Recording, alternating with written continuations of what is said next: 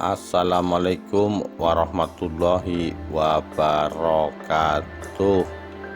Rahayu Rahayu Sagung Dumadi.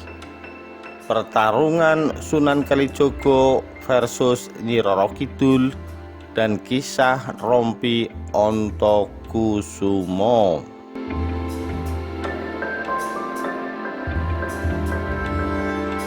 Dikutip dari sindonews.com,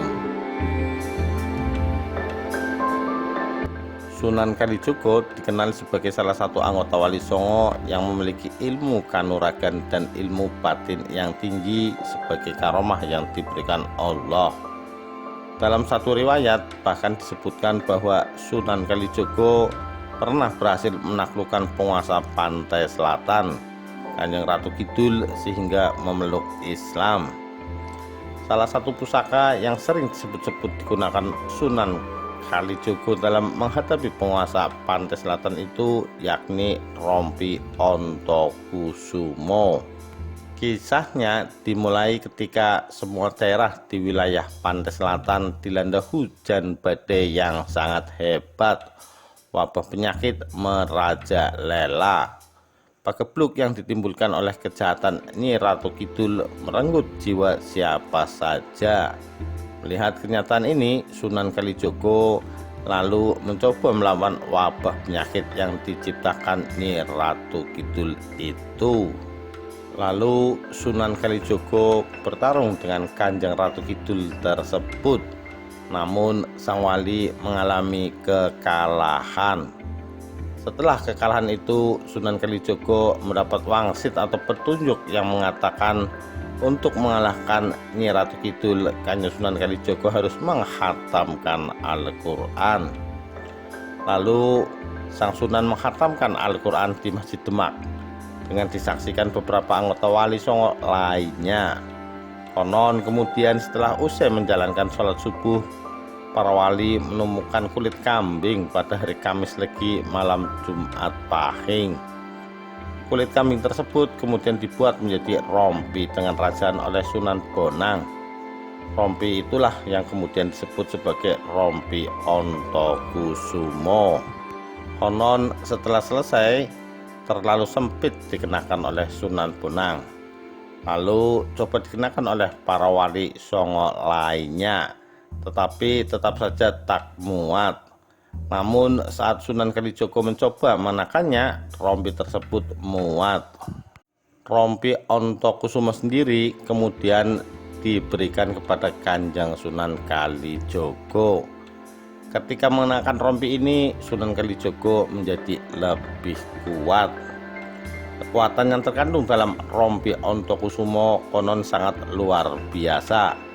Bahkan para sunan pun tak dapat menyimpulkan secara pasti cahaya yang terkandung dalam rompi tersebut.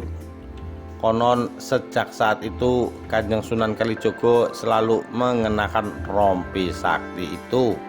Rompi ini pula lah yang menjadi tameng dalam pertempurannya menaklukkan Ratu Pantai Selatan Nyi Roro Kidul. Menurut cerita, rompi atau baju Ontokusumo milik Sunan Kalijaga masih tersimpan di Museum Keraton Solo. Setiap memperingati Hari Raya Idul Adha, warga Demak selalu menggelar acara jamasan terhadap rompi Ontokusumo.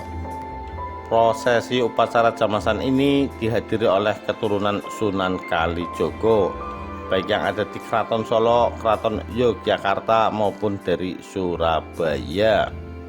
Sunan Kalijaga memiliki senjata pusaka berupa sebuah keris.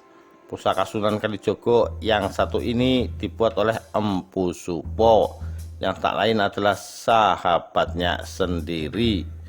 Saat diminta tolong untuk membuatkan keris untuk sang Sunan, Empu Supo terkaget-kaget karena konon bahan yang diberikan padanya hanyalah besi berukuran sebuah biji asam. Meski hanya sebesar biji asam, besi yang diberikan Sunan sebagai bahan kerisnya ternyata memiliki berat yang luar biasa, tak sesuai dengan besar dan ukurannya.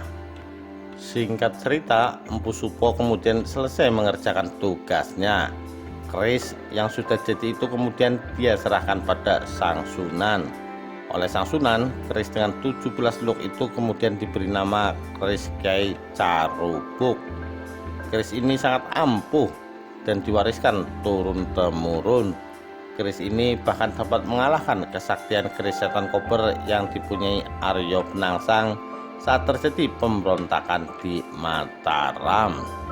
Demikian kisah pertarungan Kanjeng Sunan Kalijogo versus Nyi Ratu Kidul dan kisah Rompi Ontokusumo. Sekian, terima kasih. Wassalamualaikum warahmatullahi wabarakatuh. Rahayu Rahayu Sagung Dumadi.